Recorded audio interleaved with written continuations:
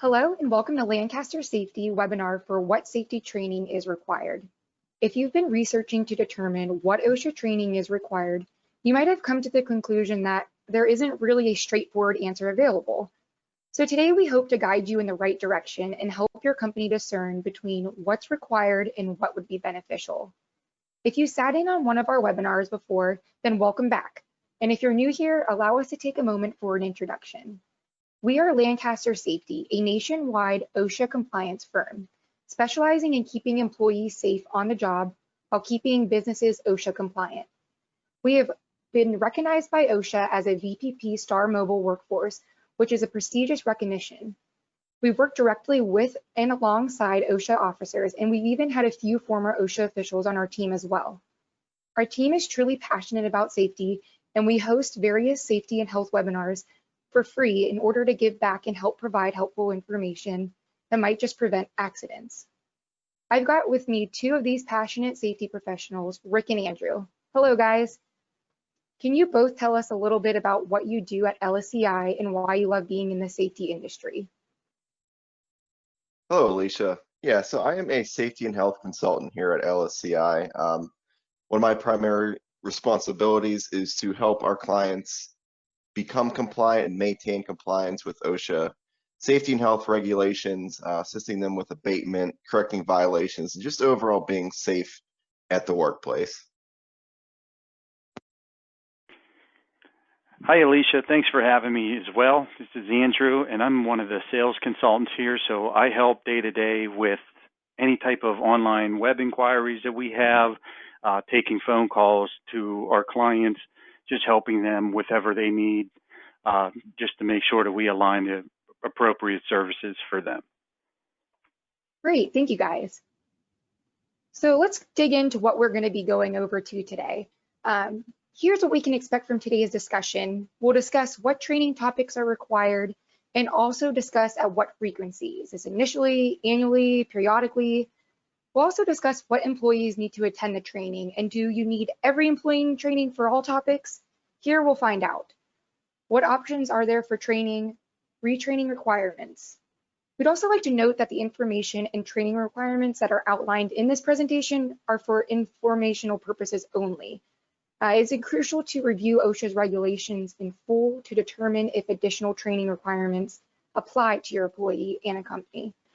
If you have additional questions at the summation of this presentation, give LSCI a call and we'll be here to answer.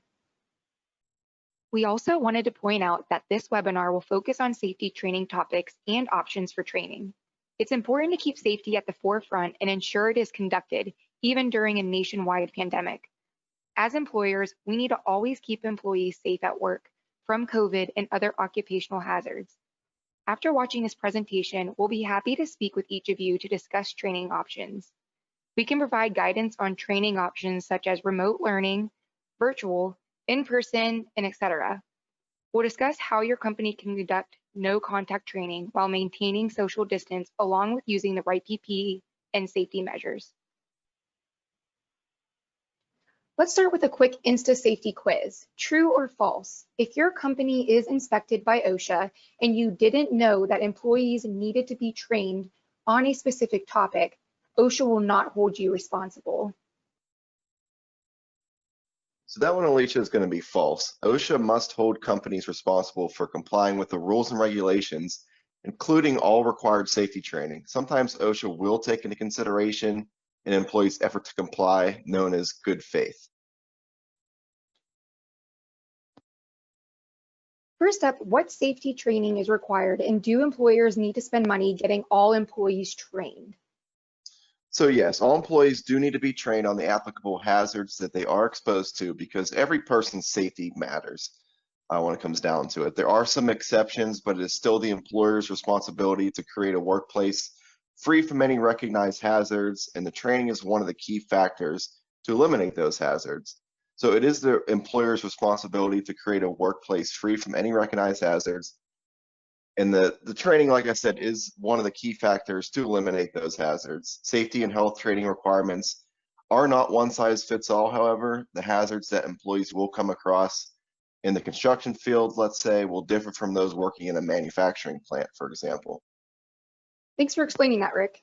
Let's say we have a manufacturing plant with employees working in the office and on the floor. Do they need the same safety training? You know, that's a great question, Alicia. I get this all the time. So take manufacturing, for example. Safety training requirements can vary within the company. You know, you have employees who work in the office, but you also have employees that are more focused on the production or the plant floor. So you're going to run into different safety trainings based on the safety topics that are applicable to them. So think about it like this. So office staff may only be exposed to something like emergency action plan, fire safety, bloodborne pathogens, ergonomics, or office safety. Additional topics may apply if they venture out onto the plant floor, such as like lockout, tagout, or operating a forklift. And this is what I do to help companies with on a daily basis, just determining what safety topics apply and devoting enough time to make sure that everybody can get trained. Yeah, that's great. Thank you, Andrew. So Andrew, can you let us know what training is required? Sure. The answer to this question might seem obvious, but to set our direction for today's webinar, keep in mind the reason we train beyond just what's required. We want to keep everyone safe. We want everyone to have a good mindset, and this will result in all positive outcomes. We'll prevent accidents, lost work days, reduce workers' comp costs, and also avoid costly OSHA fines. Lastly, OSHA requires safety training, so it is the law. Great, thank you for sharing that. Now we're on to the big question for this presentation. What safety training is exactly required? Yeah, so OSHA does require that employers provide training for all applicable occupational hazards, as I mentioned a few slides ago, that employees will be exposed to in the workplace, and it has to be in a language and vocabulary that all workers can understand. Any company that has employees who do speak different languages needs to have either an interpreter present for that training or have multiple training sessions conducted in those various different languages. In addition to that training, written programs, materials, and signage does need to be in a language also that employees can understand if they don't speak or understand English. LCI does have bilingual trainers, fortunately, on board with us. So please don't hesitate to contact us for more information if you are in a tough spot when it comes to this. So Rick, would you say that office personnel would still need safety training? Yes, they do. So office personnel do need to be trained as well, but they only need to be trained on the areas in which they are exposed to hazards in the workplace. So employees working in the field or in a manufacturing plant will likely be exposed to more hazardous conditions and therefore will need more training as a result. Training should be conducted constantly to ensure employee safety. That makes a lot of sense and is definitely a great way to ensure that like all employees are properly trained. We just had our annual safety training here at LSCI last month, and it was very beneficial, even for myself, and I work primarily in the office.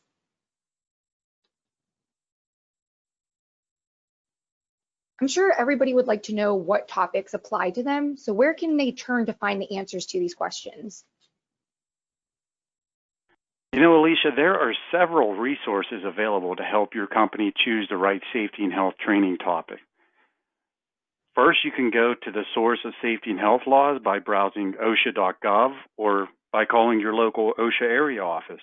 OSHA has over 250-page training requirements guide you can read at OSHA.gov/publications/OSHA2254.pdf, or another option is you can call us at 888-403-6026, and we will walk you through a step-by-step phone evaluation to handpick the topics that may apply to your business. There is no fee or obligation by doing this. So Andrew, what can they expect from this phone consultation? Is there any way you can go a little bit deeper with that?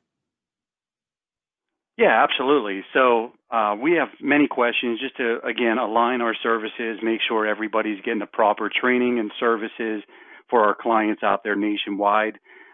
Some of the things that we do is for all employees that need to attend safety and health trainings, we determine that up front just to understand what safety topics apply to which employees, which safety topics are obviously required by OSHA. So we don't want to overdo training, but we also don't want to underdo training as well. How do you train employees over multiple shifts and locations? This is a major gap that we find all the time, but we are flexible with how often you need us to come out on site, whether that needs to be after hours or during business hours. Once an employee is trained, some other things to think about is, do they need to be retrained, and how often? How often does safety training need to be conducted in general? Is there a set schedule? Is there a certain frequency? So these are some of the questions we start to narrow down for you.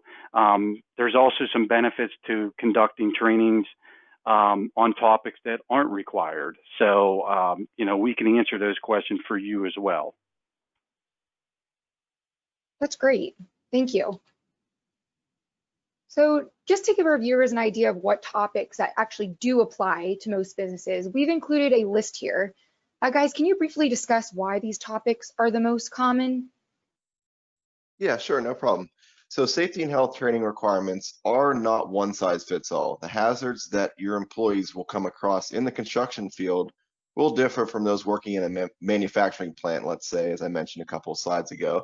As we've mentioned, but every company will need to discuss, their employees' rights, responsibilities, knowing what OSHA is, what they should read the OSHA labor posters posted in the work site. Next is hazard communication, or HAZCOM. What a company doesn't use some type of chemicals or hazardous materials, and emergency action plans, fire safeties. This is another one that is relevant across the board. Even when employees are working outside, they do need to know what to do when there's an emergency, like a fire or a natural disaster. Next is PPE, personal protective equipment. Not all companies do require their employees to wear PPE every day, but almost all companies have the need to use PPE at some point or another. A lot of items may be provided to employees for voluntary use. Even if it's voluntary, though, they must still know the proper way to use them and maintain them, clean them, so forth. Bloodborne pathogens. So this pairs usually with first aid and CPR training. We don't always know when an accident or health-related incident will occur, but it's best to be prepared, be proactive. You can train your entire team or designated individuals on this as well. Next is ergonomics. So this is something that most people could improve on, their posture, lifting techniques, those sort of things. And then lastly, driving. This is one of the biggest hazards for us all, driving to and from work, while working on the job, and so forth. Great. Yeah, thank you for going in depth with those and explaining those for us. This diagram takes a look at common topics that might apply to businesses that are in construction or general industry. The topics in the middle are some of the ones that we just looked at the previous slide. These topics will most likely apply to everyone regardless of what industry they're in. From there, take a look at the left or right. Are you in general industry? Then take a look to the left, blue circle. If you're in construction, take a look at the right, teal circle, to see which ones might apply to you. These topics would be in addition to the topics that are already in the middle. Now, not all of these topics on the left and right will apply. If you don't use forklifts, for example, you wouldn't need to have forklift training. Understanding which of these topics apply to your business can be confusing. So again, we recommend giving us a call for any questions.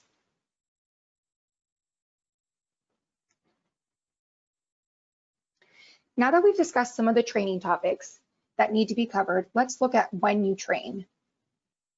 Yeah, so here is a list of some of OSHA's training topics that are required to be trained initially for those exposed.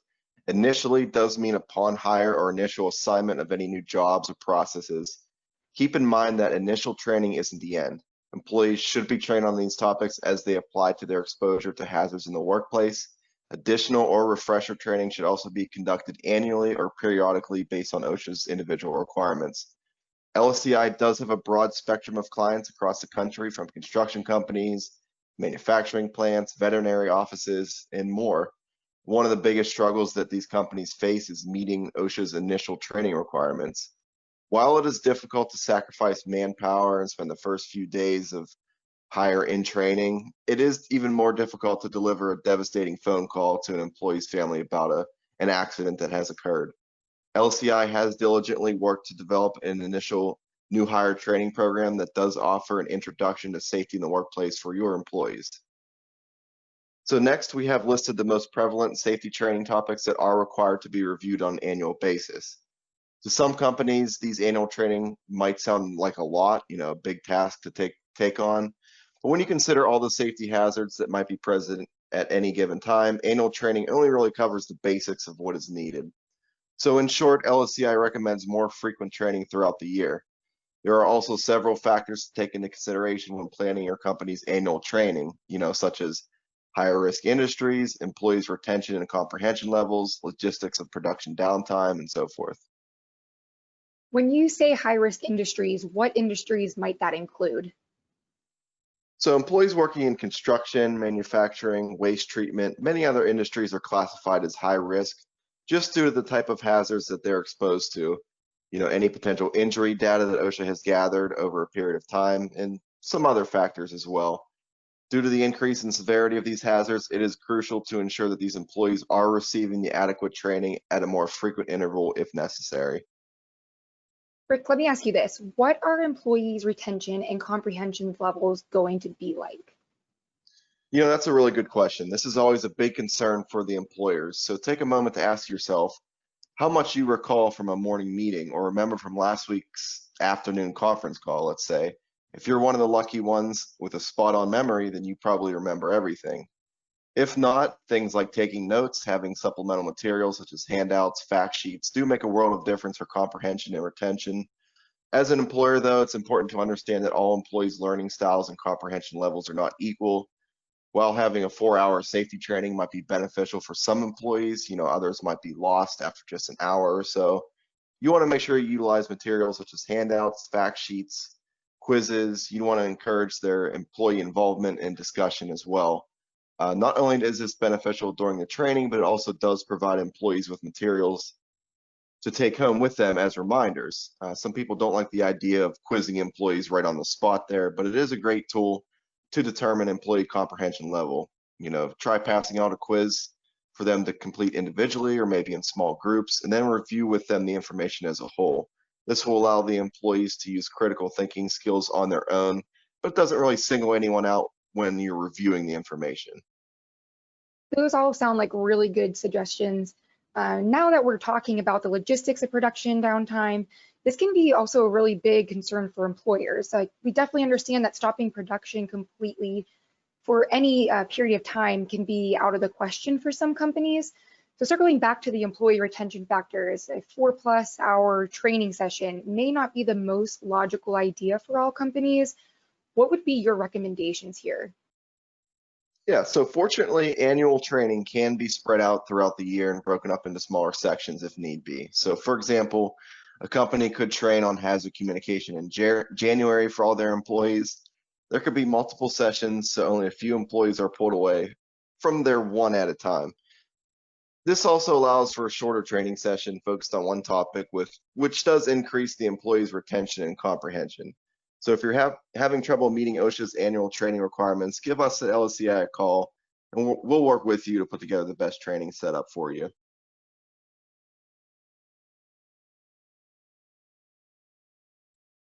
So periodically, in this case, does mean that training is required at least once a year or at a specific frequency, for example, forklift certifications. Listed above there are some of the OSHA's safety training topics that are required to be reviewed at a periodic frequency. So now that we've reviewed what is required, let's talk about what is recommended. OSHA's training requirements cover initial assignment, annual basis, and more frequently if necessary. But as we previously discussed, just because an employee has trained once doesn't mean they are safe for life. Refresher training is always recommended and sometimes even necessary. There are a few factors to keep in mind that strongly result in training outside of OSHA's initial annual or periodic requirements, such as after an accident or an employee injury has occurred, when any new equipment or processes are introduced, and if new personnel are introduced to a work process that will affect others around them. Rick, I know a question I've been asked a lot is if a company should train on the recommended topics on an annual basis. I just wanted to note that LSCI strongly recommends conducting annual refresher trainings on all the applicable topics for all employees as a step above the requirements.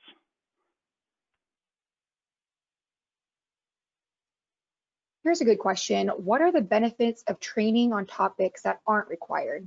I'd assume a lot of companies would opt out of training that they didn't have to do. So is there any way that you can explain that to us, Rick? Well, that can be true, but oftentimes employers might find themselves struggling with initiating a good safety culture, where everyone from the newest employees to the top management team are on board with safety.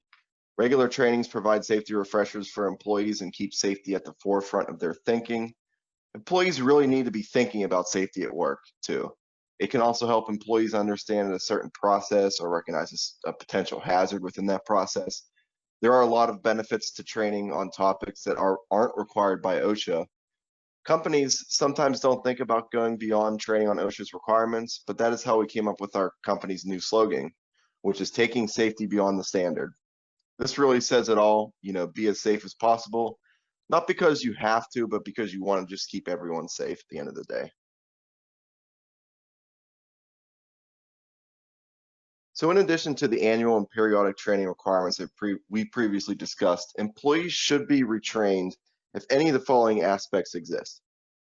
So after an accident or employee injury or illness has occurred, when any new equipment or processes are introduced to the workplace, if new personnel are introduced to a work process that will affect others around them, or if management deems that additional training is necessary for any various reason.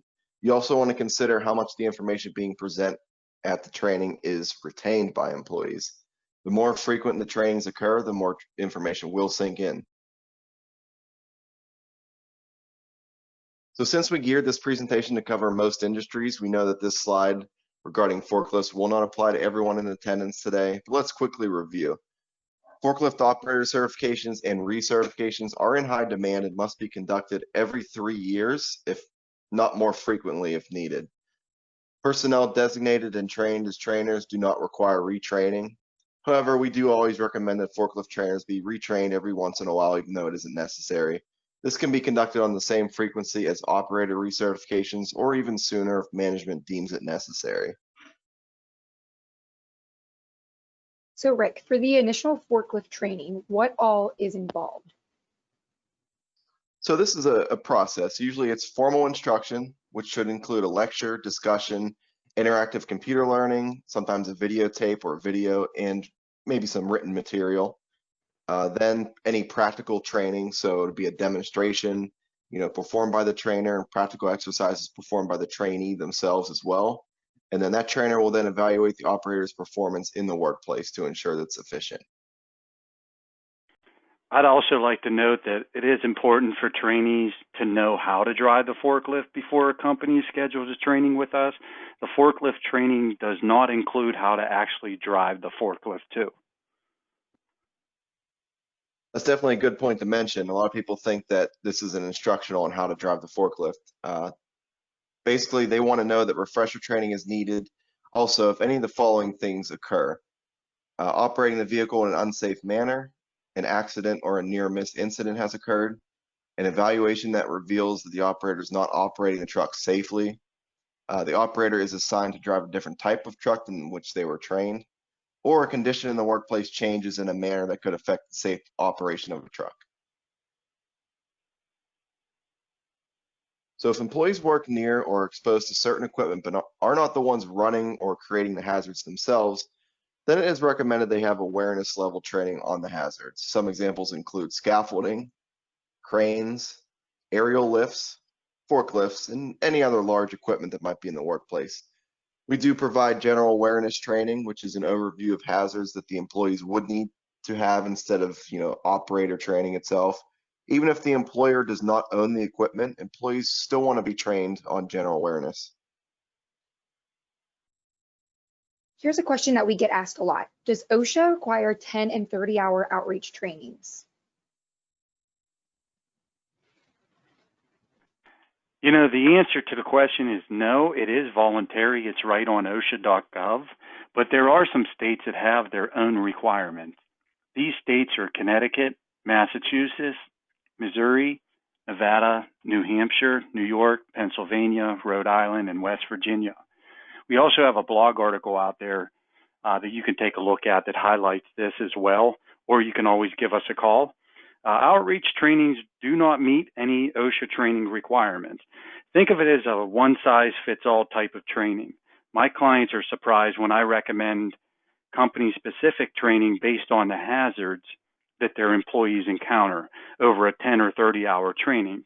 Employers are responsible for training workers on specific hazards of their job.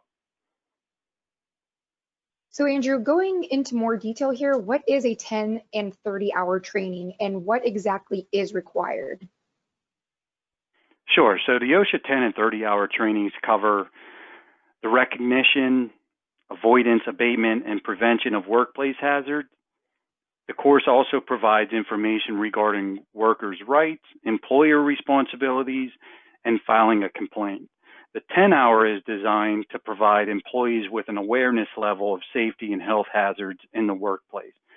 Think of the 30-hour class being provided to supervisors, as it provides a greater depth and variety of trainings on an expanded list of topics associated with workplace hazards in each industry.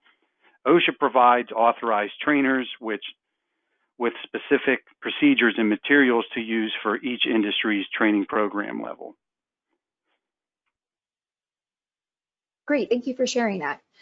We've also got another free download for you today. This printout breaks down the subject requirements for the 10 and 30-hour trainings. This one pictured is specifically for the construction industry, but we do have both general industry and construction downloads on our website at lancastersafety.com.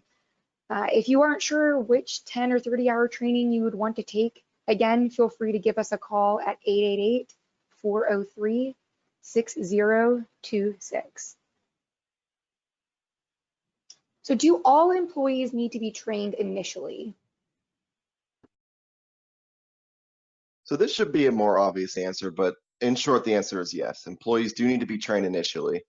And remember that initially means upon hire or initial assignment of a new job or process. Keep in mind also that initial training isn't the end of the line either. Employees should be trained on these topics as they apply to their exposure to hazards in the workplace. Additional or refresher training should be conducted annually or periodically based on OSHA's requirements. A training curriculum should be reevaluated as employees' job functions change as well. So we do understand that a few factors play an essential role in organizing these training sessions, such as production, available personnel, classroom size, and so forth. We'd like to work with you to ensure that all logistics are ironed out so the appropriate employees are trained on the applicable topics in an efficient manner. If an employee misses a scheduled training, we can always schedule a makeup training. We do offer online trainings based off the written programs to help ensure that the topics you need are being presented. These trainings come in a module type of format, so they go topic by topic, and we can also provide corresponding quizzes as well. There's also a do-it-yourself option. In the back of every program, there's a summary document that can be utilized to outline when reviewing the written programs with those employees. Training logs are also provided to certify that the training took place. I also wanted to point out, if you hire a new employee, get them trained before the start of work. Training newly hired employees on applicable safety and health topics is one of the #1 gaps that I see and most of my colleagues see from companies. If your company has experienced growth and hiring left and right or has high turnover, we have convenient training solutions for you. Okay, so let's discuss the different training options for new hire trainings, annual group trainings, or supervisor trainings. I'd assume the in-person with live trainer option is the most common option, isn't it? Yeah, by far. In-person training with a knowledgeable safety professional is definitely the most efficient, popular, and recommended route of training. Throughout today, we've discussed a lot of variables that make the logistics of training difficult, but the most important factor to remember is that training content is received and understood. LSCI strongly promotes live in-person hands-on training, which provides employees with the opportunity to ask questions, create discussions, and brainstorm together to reinforce the training content. Fortunately enough, we have safety trainers across the country that specialize in OSHA compliance and have decades of experience. From retired OSHA officials to certified safety professionals, we definitely have you covered. Great. Let's look next on the list of supervisor train the trainer. Is that an effective training method? Absolutely. If you're looking for a bit more flexibility with training your employees, you can increase your company's in-house periodic training by having supervisors trained. This allows your supervisors to have a heightened awareness of safety hazards, keep a closer eye on unsafe practices in the workplace, and conduct refresher trainings when needed. These types of periodic in-house trainings will again reinforce the training content and the importance of safety to all employees. Supervisor trainings and then supervisors train employees. This is also referred to as train the trainer and is especially popular for forklift certifications.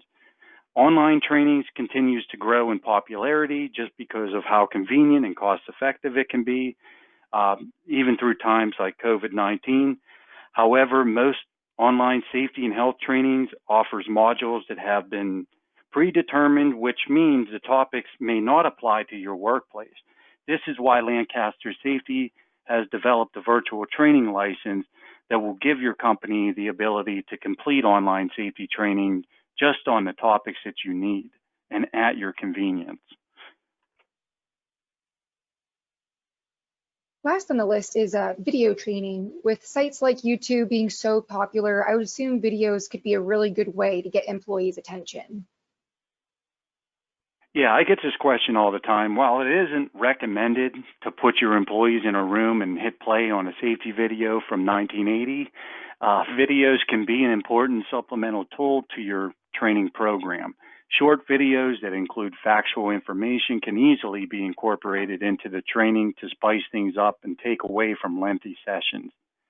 Keep in mind that videos should be from credible sources. A quick research on YouTube may not elicit the best content to show to your employees. We like to include options for PowerPoints, scenarios, quizzes, videos, hands-on demonstrations, and what's wrong with this picture content, just to kind of engage with the employees, make sure that they're getting involved throughout the training, because obviously engaging is our goal. Thank you, Andrew. Now we have a quiz question for the audience. This is a true or false question. The following topics require annual training: fall protection, ladder safety, powered hand tools, arc flash, laser safety, combustible dust, ergonomics.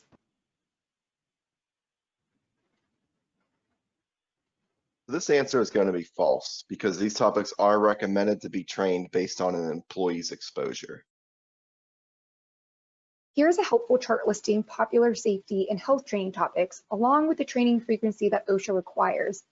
This chart was put together by one of our consultants in order to simplify the whole question of this webinar: what to train and how often. You can access this download on our website. Just click the link you see in the message box. We're coming to a close on today's presentation, so we want to make sure that everyone that watches this presentation has their questions answered. Sometimes figuring out the training topics and OSHA regulations that apply to your business can be complicated. You can save yourself time by giving us a call and letting us help answer your questions for you.